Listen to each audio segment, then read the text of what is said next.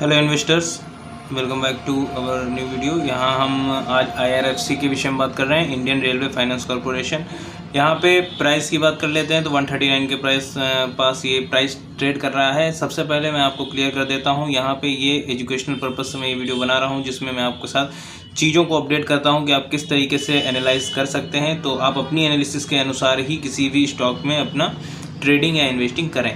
IRFC की बात कर लेते हैं। 1986 में ये कंपनी शुरू हुई थी। ये इंडियन रेलवे फाइनेंस कॉरपोरेशन, आपको नाम से पता चल रहा है, रेलवे के लिए जो भी फाइनेंशियल एसेट की ज़रूरत होती है, जो भी एक्विजिशन की ज़रूरत होती है, वो ये कंपनी हैंडल करती है। और अगर हम यहाँ पे मार्केट कैप की बात कर लेते हैं तो 1,81,198 करोड़ का इसका मार्केट कैप देखने को मिलता है। पी रेशियो 27.9 का है। बुक वैल्यू इसकी 40.03 की है। डिविडेंड यील्ड 1.15 का है और ROC इसका 5.83 और ROE इसका 12.8 है। ROC की बात कर लेते हैं तो ROC यहाँ पे इसका कम देखने को मिलता है। ROE इसका जो है वो बहुत अच्छा नहीं कहूँगा मैं, यहाँ पे एवरेज है।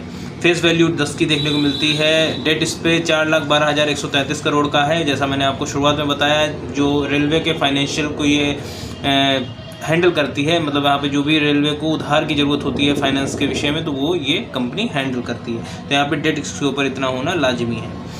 PEG रेशियो की बात कर लें 1.82 का है। फ्री कैश फ्लो 8,229 करोड़ का है, जो कि इसके डेट के मुकाबले कुछ भी नहीं है। तो कंपनी पे डेट है। डेट टू इक्विटी रेशियो भी आपको ये सब चीज़ें दिखा रहा है। 7.83 का है। EPS इसका 4.98 का है। रिटर्न ऑन एसेट 1.34 का है। और मैं आपके साथ यहाँ पे अगर ROE इसके 5 साल का दिखाता हूँ तो यहाँ पे 2.05 का है, जो कि बहुत बेहतर तो नहीं देखने को मिलता है।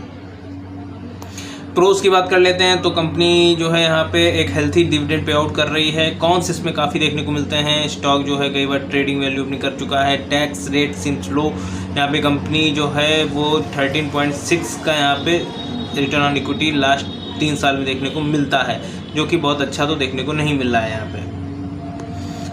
पीएस में अगर हम देख लेते हैं इसके कौन कौन से आते हैं तो इसके IRFC तो ये है ही, power finance corporation, REC limited, Indian renewable, IFCI, tour fin corporation, Haryana fin corporation. यहाँ पे इसके पीयर कंपटीशन में कुछ ये आपके साथ मैंने यहाँ पे डिस्कस किए हैं। ये यहाँ पे आपको इसकी सारी क्वार्टरली रिजल्ट देखने को मिलते हैं और ये प्रॉफिट लॉस का डेटा यहाँ पे है। अगर हम इसकी सेल्स ग्रोथ की बात कर लेते हैं तो लास्ट ईयर 2% की देखने को मिलती है।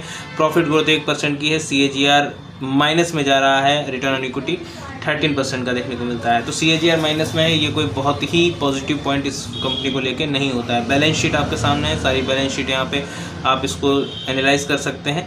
मेरा काम है मैं आपको सारी चीज़ें सिखाऊं कि आपको कौन कौन से पॉइंट को ध्यान रखना है। मैं आपको वो सारी चीज़ें बता रहा हूँ कि आपको यहाँ पे बैलेंस शीट को ध्यान रखना है, सारी